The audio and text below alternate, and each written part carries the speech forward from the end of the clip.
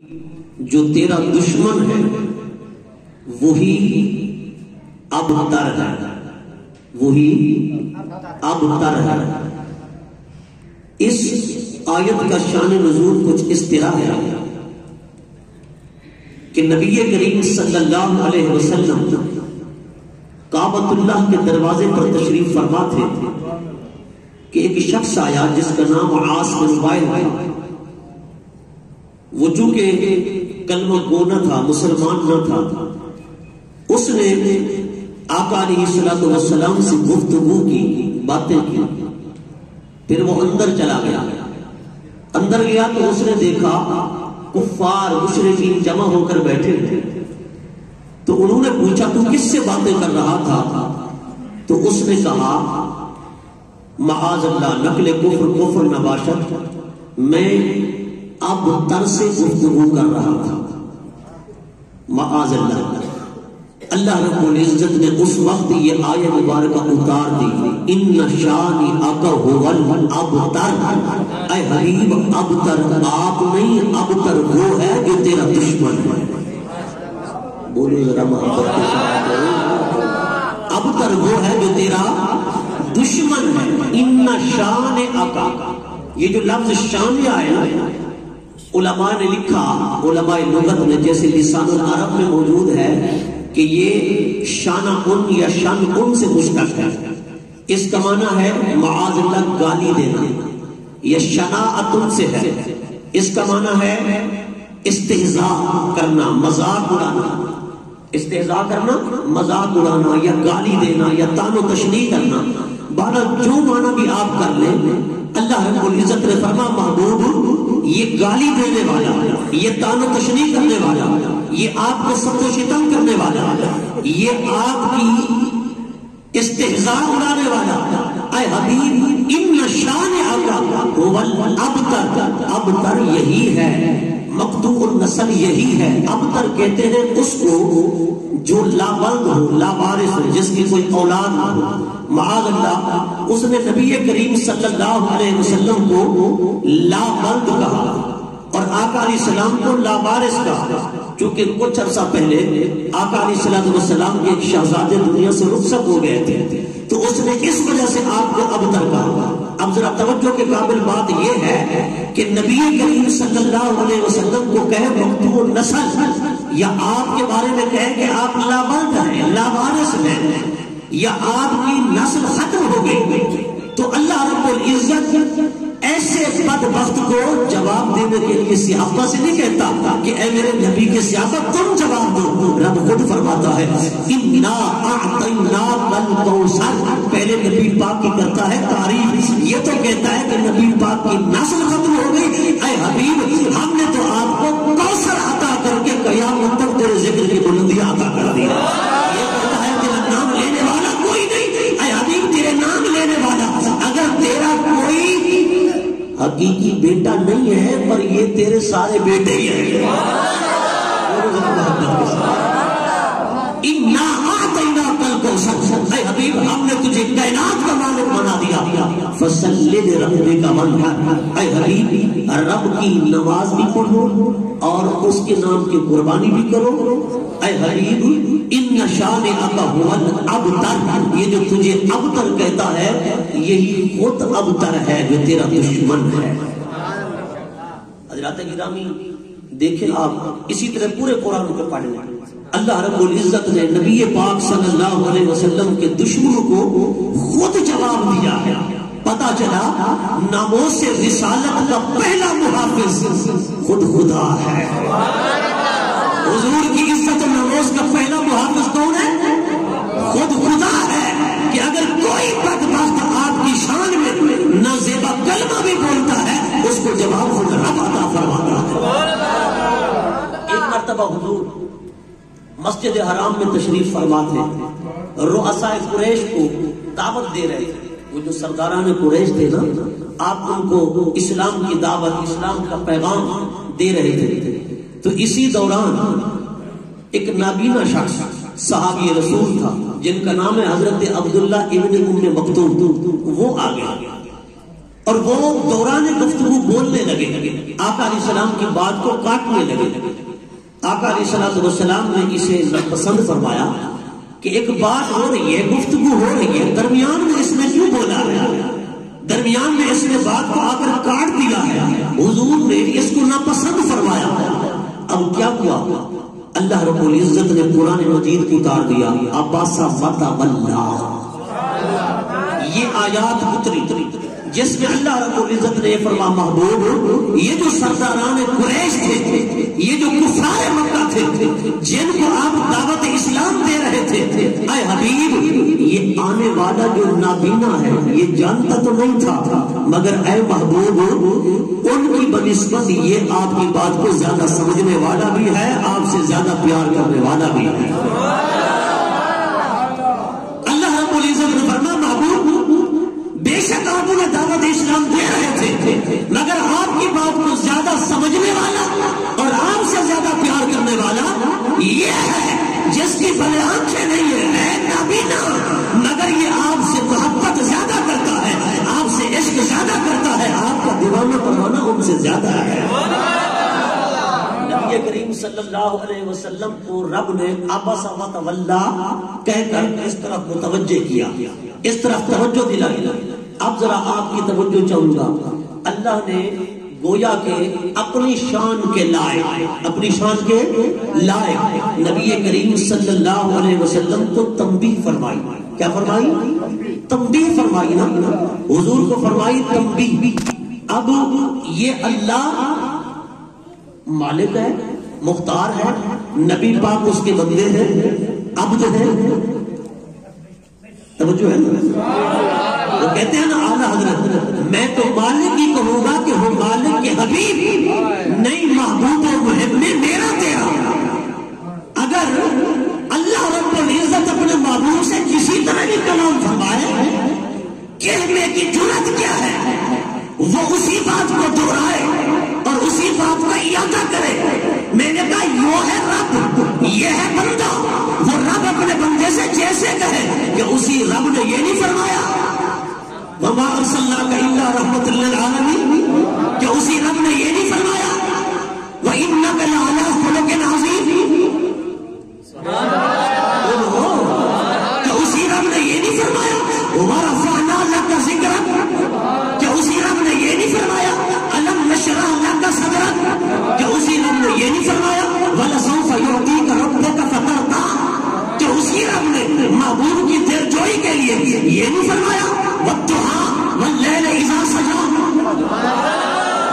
کہ اسی رب نے محبوب کے مرتبہ و مقام کی بلندی اور دوام کے لیے یہ نہیں فرمایا وللآخرۃ خیر لک من الاولی، کہ اسی رب نے یہ نہیں فرمایا لا اقسم بہذا البلد، جہاں مصطفیٰ کا قدم لگے وہ قسم اٹھائے، کہ اسی رب نے یہ نہیں فرمایا ووالد وما ولد، کہ اسی رب نے یہ نہیں فرمایا لعمرک اے حبیب مجھے تیری زندگی کی قسم ہے۔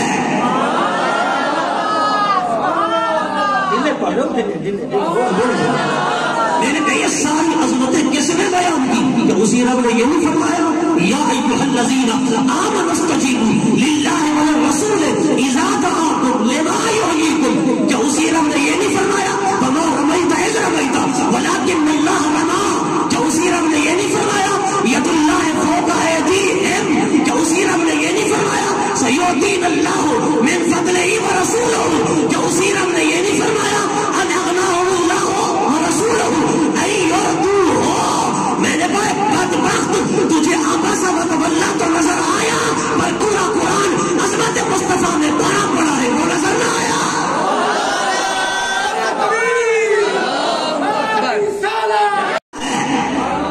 میں نے کہا رب نے اپنے محبوب کو تنبیہ فرمائی، متوجہ کیا، جو بھی کیا میں نے کہا وہ ہے رب، یہ ہے بندہ۔ میں نے کہا وہ ہے رب، یہ ہے بندہ، اور بندہ بھی اسی کا۔ میں تو مالک ہی کہوں گا، میرے امام نے کہا میں تو مالک ہی کہوں گا کہ وہ مالک کے حبیب نہیں، محبوب و محب میں میرا، نہیں محبوب و محب میں میرا تیرا۔ اور مہ کی جرات کیا ہے؟ جیسے رب مصطفیٰ کو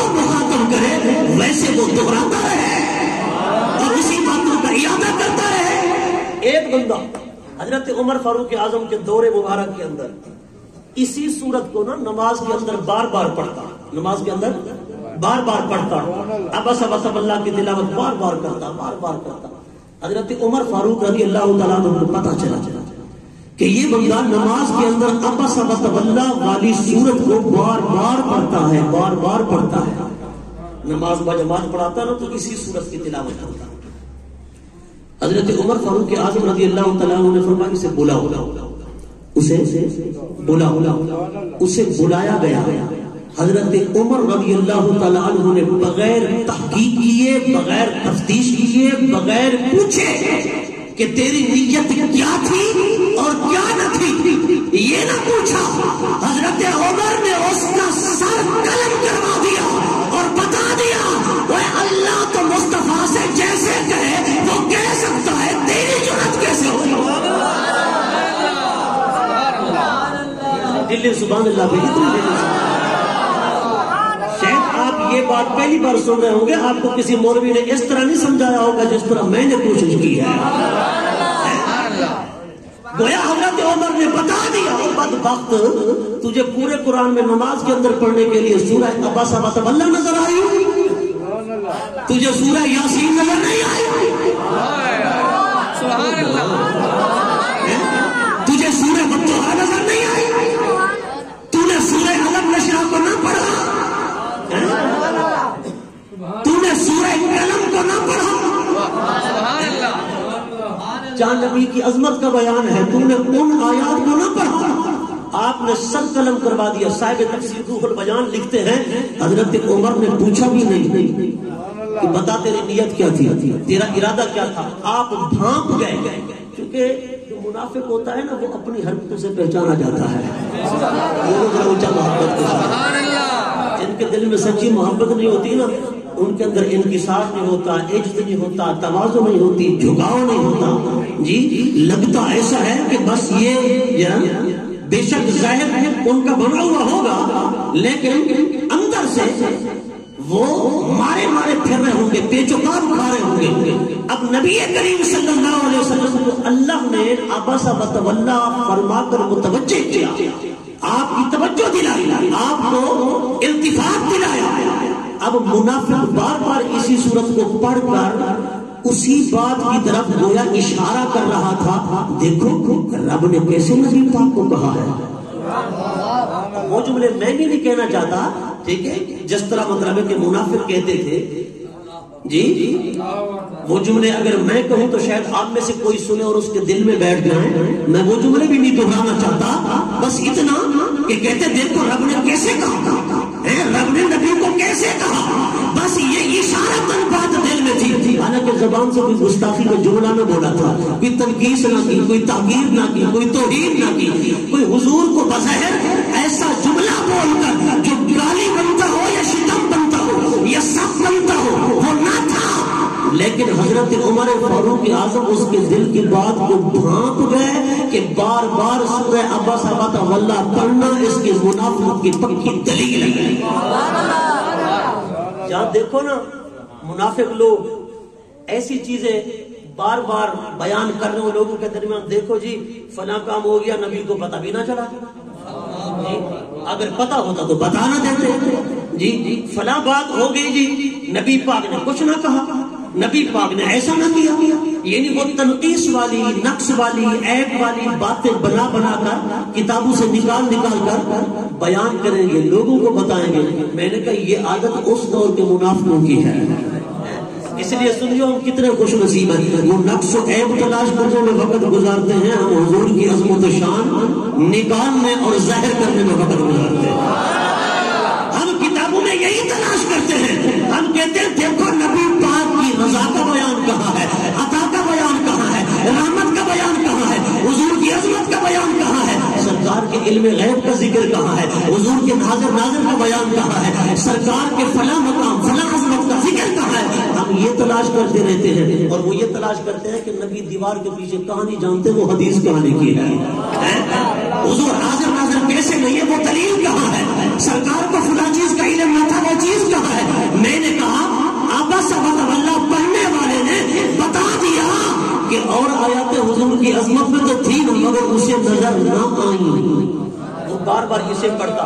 حضرت عمر نے اسے قتل کروا کے بتا دیا کہ جو نبی پاک کی توہین صراحتاً نہ کرے، کنایتاً نہ کرے، اشارتاً نہ کرے، صرف اس کی کوئی حرکت بھی پائی جائے نا، حرکت وہ بھی شان مصطفیٰ کے خلاف ہو، فرمایا وہ بھی واجب القتل ہے، وہ بھی واجب القتل ہے۔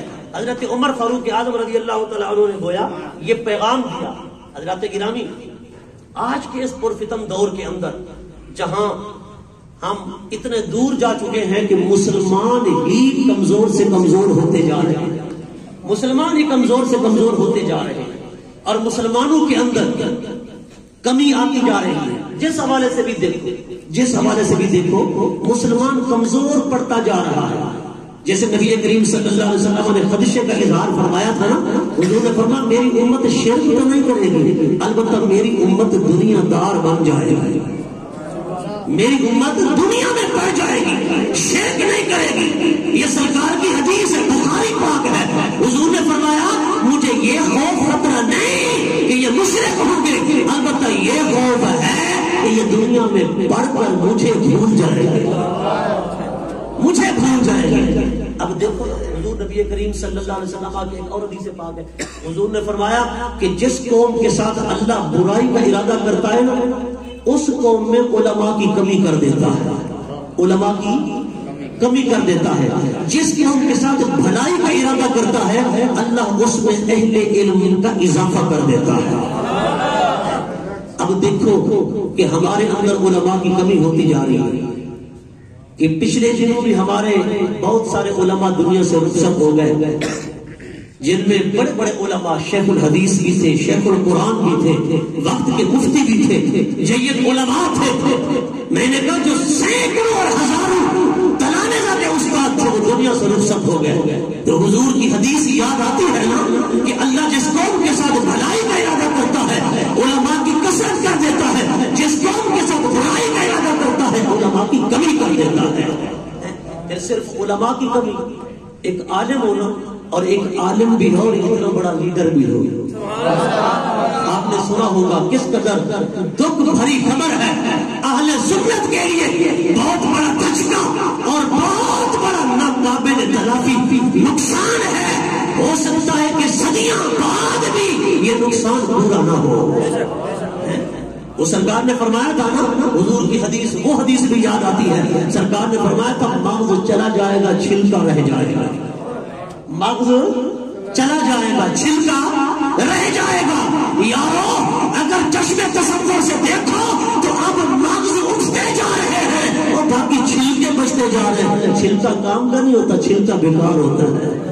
چھلکا کیا ہوتا ہے بولو یار، چھلکا بیکار ہوتا ہے، چھلکا کام کا نہیں ہوتا۔ امیر المجاہدین علامہ خادم حسین رضوی صاحب رحمت اللہ علیہ اب ہم میں نہیں رہے۔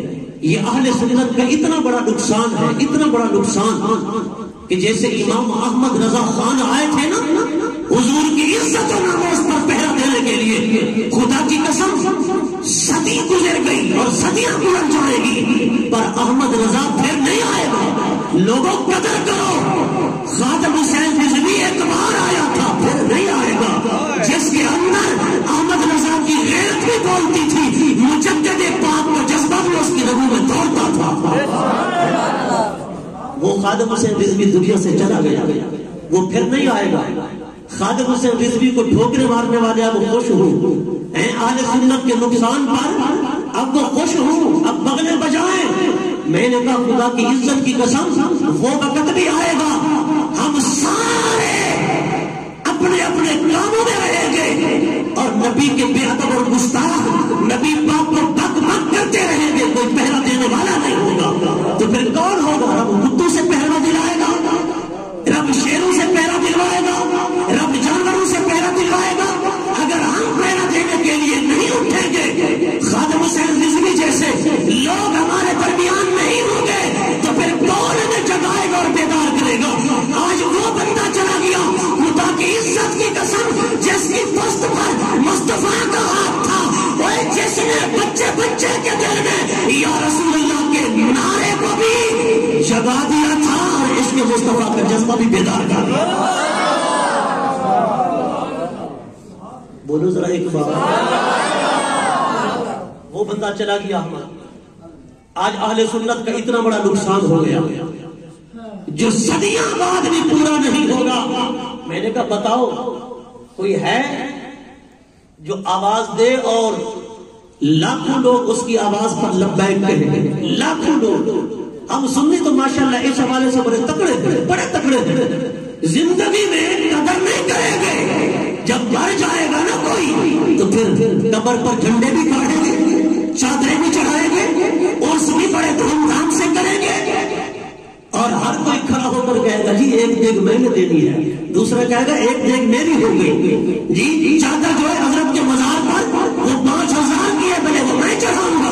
میں نے کہا سنیو, مرنے کے بعد تو عزت دیتے ہو, کاش کے وہی عزت جو 100% دیتے ہو اگر اس میں 2% زندگی میں دیتے تو میں کہتا ہوں اہل سنت کا توقی بول رہا ہوتا, اہل سنت کا توقی بول رہا ہوتا, اور ہم عظمتوں کے کس مینار پر ہوتے. ہم زندگی کے اندر سنیوں کو صرف ایک کام آتا ہے, بے شک ناراض ہو جائے, ایک کام ہمیں آتا ہے بڑے خلوص کے ساتھ کرتے ہیں, باقی کوئی کام خلوص سے نہیں کرتے. وہ ایک کام کیا ہے پتا ہے آپ کو؟ وہ ایک کام یہ ہے کہ ٹانگیں کھینچنا یہ ہمیں آتا ہے. جب ٹانگیں کھینچتے ہیں نا کسی کی بڑے خلوص سے کھینچتے ہیں, بڑے پیار کے ساتھ ٹانگیں خلوص سے کھینچتے ہیں, باقی کام ہم خلوص سے نہیں کرتے. سنیو, زندگی کی قدر کرو. جب دنیا سے کوئی شخصیت چلی جاتی ہے نا پھر پتا چلتا ہے, جب وہ خلا ہوتا ہے نا پھر پتا چلتا ہے. میں نے کہا ایک نورانی, ایک قائد ملت اسلامیہ اسمبلی میں گیا تھا کہ قادیانی آج مارے پھر رہے ہیں اور ان کو کہیں سر اٹھانے کی جگہ نہیں مل رہی, ذلیل ہیں, رسوا ہیں, خراب ہو رہے ہیں. ایک نورانی نے قادیانیوں کے منہ پر ایسا تماچا مارا تھا کہ آج اسی تماچے کا اثر باقی ہے. میں نے کہا بتاؤ, وہ جن کی رگوں کے اندر نبی پاک کا خون دوڑتا ہے وہ سینکڑوں کی تعداد میں ہوں, اسمبلیاں بھی سنبھالے ہوئے ہوں, اور پھر بھی فرانسیسی کتے میرے نبی کو بک بک کرے اور وہ نعت کا بھی بند نہ کر سکے. چپ ہو گئے.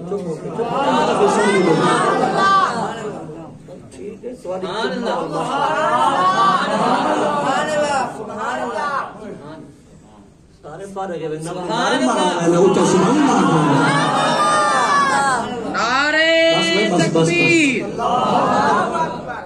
کہنے سے نعرہ لگے تو پھر کیا لگے.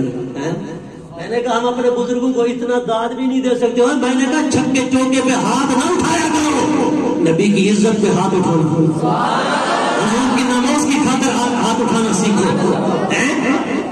چھکے چوکے لگے تو آواز آپ کی 10 میل تک جاتی ہے. میں نے کہا حیرت ہے, ڈوب جانا چاہیے ایسی قوم کو. چھکے چوکے پہ آواز بھی نکالے, ہاتھ بھی اٹھائے, اور نبی کی عزت کی بات آئے, اپنے بزرگوں کی قربانی کی بات آئے تو گلے بند ہو جائے. اور ایک بار چلو نماز کے ساتھ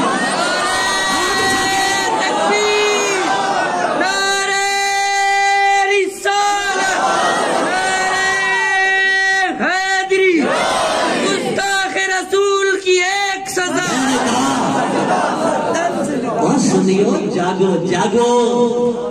لگتا ایسا کہ ڈانس چیکڑے تمہارے سیرج مرے دے. ذرا اونچا بولو بلند آواز کے ساتھ. میں نے کتنی بڑی قربانی کا ذکر کیا مولانا شاہ احمد نورانی صدیقی رحمت اللہ تعالی علیہ کی. آپ بولے ہی نہیں, سارے چپ کر کے بیٹھ گئے. اور بولو یا نہ بولو, جڑا موقع ہے وہ گوا بیٹھو. بھگوان ڈا دفعہ بولو اندی تلافی نہیں تھی سکتی. مگر ڈا دفعہ اچھا بولو. میں کہ ایک نورانی گیا تھا, ایک قادیانی آج بھی مارے پھر رہے, ذلیل ہیں, رسوا ہیں, پریشان ہیں, سر چھپانے کی جگہ نہیں مل رہی, پوری دنیا میں گونجے ہو رہے ہیں. میں نے کہا ایک نورانی اسمبلی میں گیا تھا. خدا کی قسم سنیو, اگر ایسے نورانی ہم پہنچاتے رہتے نا تو آج اہل سنت کا توتی بولتا. توتی